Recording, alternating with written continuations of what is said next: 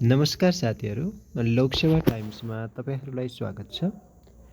आजको यो श्रृङ्खलामा म विद्यार्थी मूल्याङ्कन प्रक्रिया अन्तर्गत निर्माणात्मक र निर्णयात्मक मूल्याङ्कन सम्बन्धी महत्त्वपूर्ण भिडियो लिएर उपस्थित भएको छु। आशा छ आजको यो भिडियो तपाईँहरूको लागि उपयोगी बन्नेछ। साथै निर्माणात्मक मूल्याङ्कन र निर्णयात्मक मूल्याङ्कन बीच थाहा पाउनका लागि यो भिडियो अन्तसम्म हेर्न नभुल्नुहोला। विद्यालय तहमा विद्यार्थीको उपलब्धि मूल्याङ्कनका लागि के कुरामा उपलब्धि प्राप्त गर्यो भन्ने मूल्याङ्कन गर्नका लागि हामी के गर्ने गर्छौँ भने निर्णयात्मक भन्दा पनि निर्माणात्मक मूल्याङ्कन पद्धति अवलम्बन गर्ने गर्छौँ। यो प्रक्रिया अवलम्बन गरी सिकाइ सुधारका लागि निरन्तर पृष्ठपोषण गरिनुका साथै निरन्तर रूपमा पृष्ठपोषण फिडब्याक प्रदान गर्ने गर्छौँ। निरन्तर रूपमा चाहिँ फिडब्याक पृष्ठपोषण प्रदान गर्ने गर्छौँ। त्यसका साथसाथै निर्णयात्मक मूल्याङ्कन प्रक्रियालाई अवलम्बन गरी सिकाइ स्तर निर्धारण गर्ने गर्छौँ। निर्णयात्मकबाट चाहिँ विद्यार्थीले कति कुरा सिक्यो भन्ने हेर्छौँ, उसको सिकाइ स्तरसँग हुन्छ। तर निर्माणात्मक मूल्याङ्कन भने विद्यार्थीको चाहिँ सुधार सम्बन्धी कतिको सुधार भयो विद्यार्थीमा भन्ने कुरालाई चाहिँ यसले समेटेको हुन्छ। सुरु गरौँ है। निर्माणात्मक मूल्याङ्कन के हो त निर्माणात्मक मूल्याङ्कन? साथीहरू, के हो त निर्माणात्मक मूल्याङ्कन? निर्माणात्मक मूल्याङ्कनको मुख्य उद्देश्य सिकाइको स्तर सुधार गर्नु हो। विद्यार्थीको सिकाइको स्तर सुधार गर्नु हो। यसका लागि शिक्षकले विद्यार्थीको व्यक्तिगत सिकाइका उपलब्धिहरूका आधारमा पटक पटक सिकाइका अवसर प्रदान गर्नुपर्ने हुन्छ। एक पटक मात्र होइन, पटक पटक विद्यार्थीको व्यक्तिगत सिकाइ उपलब्धिका आधारमा सिकाइको अवसर प्रदान गर्नुपर्ने हुन्छ। विद्यालय तहको निर्माणात्मक मूल्याङ्कन कक्षागत सिकाइ सहजीकरणको अभिन्न अङ्गको रूपमा रहेको छ। तर विद्यालय तहमा चाहिँ यो निर्माणात्मक मूल्याङ्कनलाई सिकाइको अभिन्न अङ्गकै रूपमा लिइएको छ। प्रयोगात्मक तथा परियोजना कार्य, सामुदायिक कार्य, अतिरिक्त क्रियाकलाप, सृजनात्मक कार्य, गृह कार्य, मासिक परीक्षा, एकाइ परीक्षा जस्ता मूल्याङ्कनका साधनहरू चाहिँ यसमा प्रयोग गरिन्छन्। यस्तो खालको चाहिँ मूल्याङ्कनको साधनहरू प्रयोग गरिन्छन्। के कस्ता? अतिरिक्त क्रियाकलापहरू है। अतिरिक्त क्रियाकलापहरू गृह कार्य, एकाइ परीक्षा, मासिक तथा त्रैमासिक परीक्षाहरू निर्माणात्मक मूल्याङ्कन अन्तर्गत चाहिँ पर्ने गर्छन्। यस्तो मूल्याङ्कनमा विद्यार्थीको अभिलेख राखी सिकाइ अवस्था यकिन गरी सुधारात्मक तथा उपचारात्मक है, सुधारात्मक तथा उपचारात्मक सुधार गर्ने हिसाबले र त्यसको उपचार गर्ने हिसाबले, सुधार पनि गर्ने उपचार पनि गर्ने हिसाबले चाहिँ यसलाई अपनाइएको हुन्छ या जोड दिएको हुन्छ। विशेष सिकाइ आवश्यकता भएका विद्यालय एवं विद्यार्थीका लागि विषय शिक्षक नै उपयुक्त प्रक्रिया अपनाई, जो विषय शिक्षक रहेको छ उसले नै उपयुक्त प्रक्रिया अपनाएर मूल्याङ्कनमा चाहिँ जोड दिनुपर्ने हुन्छ। जो विषय शिक्षक छ उसैले यसको मूल्याङ्कनमा चाहिँ जोड दिनुपर्ने हुन्छ है। यसले मूल्याङ्कनमा चाहिँ उसले नै विशेष रूपमा जोड दिनुपर्ने हुन्छ। त्यस्तै गरी अर्को के रहेको छ भनेपछि अनि त्यसका साथसाथै हामीले अर्को कुरा के हेर्छौँ भनेपछि निर्णयात्मक मूल्याङ्कन जो रहेको हुन्छ, निर्माणात्मक मूल्याङ्कनका क्रममा प्रामाणिक हुनु पर्यो मूल्याङ्कन होइन, विषयगत रेकर्डलाई उपयोग गर्नुपर्छ। प्रामाणिक मूल्याङ्कनका लागि चाहिँ जो विषयगत रेकर्ड रहेको छ र त्यसलाई पनि उपयोग गर्नुपर्ने हुन्छ। विद्यार्थीले कतिको कुराहरूलाई हेरिरहेको छ, कतिको कुराहरूलाई बुझिरहेको छ, कतिको काम गरिरहेको छ भन्ने कुराहरू हरेक कुरालाई चाहिँ हामीले हेर्नुपर्ने हुन्छ। प्रामाणिक मूल्याङ्कन अथेन्टिक एसेसमेन्ट एक अनौपचारिक मूल्याङ्कन प्रक्रिया भएकाले यसमा अवलोकन, हेर्ने, रुजुसूची, कार्यसञ्चिकालाई समावेश गर्नुपर्छ।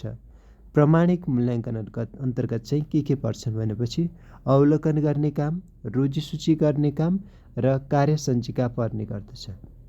विषयगत रेकर्ड एनेक्सिटोलेटेड रेकर्ड भन्छ। विषयगत रेकर्डहरू कुन विषयमा कस्तो प्रगति रहेको छ विद्यार्थीको भन्ने कुरालाई हेर्ने, अनि प्रगतिबारे कतिको उसले प्रगति गर्यो त, विद्यार्थी कतिको सुधार भइरहेको छ, कतिले उसमा आफूमा चेन्जेसहरू ल्याएको छ भन्ने कुरालाई पनि हामीले हेर्नुपर्ने हुन्छ। त्यस्तै आम्ने सामने विधिबाट कक्षा र मूल्याङ्कन सञ्चालन हुन नसक्ने यस अवस्थामा यस्ता खालका चाहिँ विधिहरू हामीहरूले उपयोग गर्नुपर्ने हुन्छ। जब यदि हामी आम्ने सामने गरिन नसकेको अवस्था छ भने, है शिक्षक विद्यार्थी आम्ने सामने विधिबाट भइरहेको छैन भने यो अवस्थामा चाहिँ हामी यो विधिलाई चाहिँ प्राथमिकताका साथमा चाहिँ हेर्न सक्छौँ, राख्न सक्छौँ। अब निर्माणात्मक मूल्याङ्कन नतिजालाई विषयगत पाठ्यक्रममा तोकिएअनुसार अभिलेखीकरण गर्नुपर्छ है। अभिलेखीकरण चाहिँ यसको एकदमै महत्त्वपूर्ण पार्ट हो। अभिलेख हुनुपर्छ, यो एकदमै महत्त्वपूर्ण नै रहेको छ है। अभिलेखीकरण गर्नु भनेको एकदमै महत्त्वपूर्ण पार्ट हो। यसको चाहिँ शोभा नै भन्दाखेरि भयो, यो त शोभा नै हो यसको। अब रहेको छ हाम्रो निर्णयात्मक मूल्याङ्कन। निर्णयात्मक मूल्याङ्कन रहेको छ। अब के हो त साथीहरू निर्णयात्मक मूल्याङ्कन भनेको? यसले हामी फाइनल परीक्षा बुझ्न सक्छौँ कि अन्तिम परीक्षाको रूपमा लिन सक्छौँ। जसरी निर्णय गर्छ, जसले निर्णय गर्छ त्यो निर्णयात्मक, जसले विद्यार्थीलाई निर्माण गर्छ मतलब उसलाई सिक्ने अवसर दिन्छ, त्यो भनेको चाहिँ हाम्रो निर्माणात्मकमा आउँछ। निर्माणात्मक मूल्याङ्कनबाट प्राप्त नतिजाको आधारमा आन्तरिक मूल्याङ्कनमा 50% भार तथा अन्तिम परीक्षाको नतिजाका आधारमा 50% भार गरी निर्णयात्मक मूल्याङ्कन गर्नुपर्ने हुन्छ। यहाँनिरको कुरालाई हामी यसरी पनि बुझ्न सक्छौँ। जस्तो हाम्रो त्रैमासिक परीक्षा जस्तो कुनै विषयको 100 पूर्णाङ्कको छ भने त्रैमासिक परीक्षा कति पूर्णाङ्कको हुन्थ्यो सुरुमा भनेपछि सपोज सुरुमा त्रैमासिक परीक्षा हाम्रो ठ्याक्कै 100 पुगाउने हिसाबले भन्दाखेरि त्रैमासिक परीक्षा 20 पूर्णाङ्कको भयो भनेपछि त्यसपछि दोस्रो कतिको हुन्थ्यो 30 पूर्णाङ्कको हुन्थ्यो, होइन त्यसपछि अर्को कतिको हुन्थ्यो 50 हुन्थ्यो। किन? यो सबै मिलाएर 100 पुर्याउनका लागि है, 100 पूर्णाङ्क पुर्याउनका लागि यसको पछाडि यो कुरा हो। त्यस्तै अन्तिम फाइनल इक्जाम भनेको चाहिँ निर्णयात्मक परीक्षा हो। निर्माणात्मक मूल्याङ्कनका सामान्य आधार निम्न अनुसार हुने गर्छन्।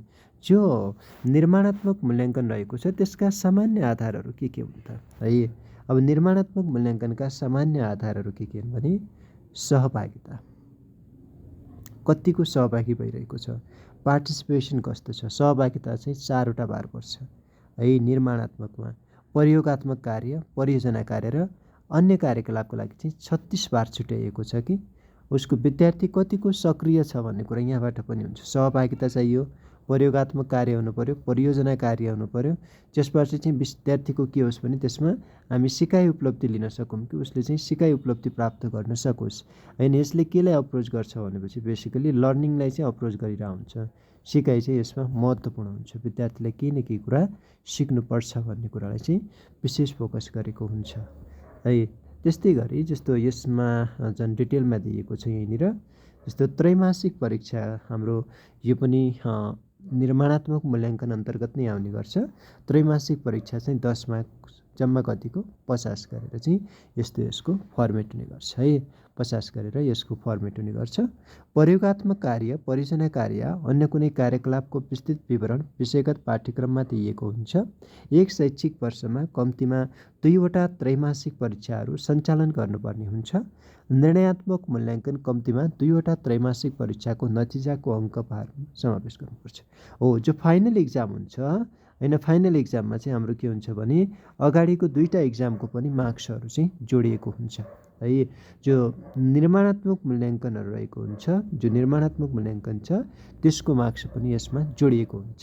त्यसैले हामी यसरी बुझ्न सक्यौँ जो निर्माणात्मक मूल्याङ्कन छ त्यो छोटो समयमा भइरहेको हुन्छ। विद्यार्थीमा चाहिँ सिकाइ उपलब्धि, उसमा कमी कमजोरी छन् भने सुधार गर्ने हिसाबले विभिन्न साधनहरूबाट लिन सक्छौँ।